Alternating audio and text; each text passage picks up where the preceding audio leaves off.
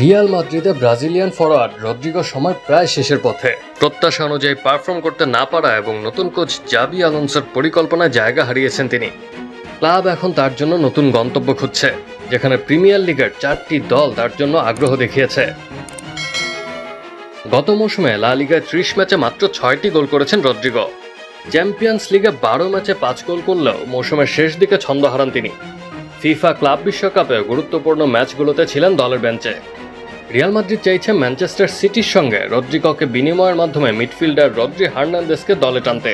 তবে গার্ডিওলার প্রিয় এই খেলোয়াড়কে ক্লাব ছাড়তে রাজি নয় সিটি।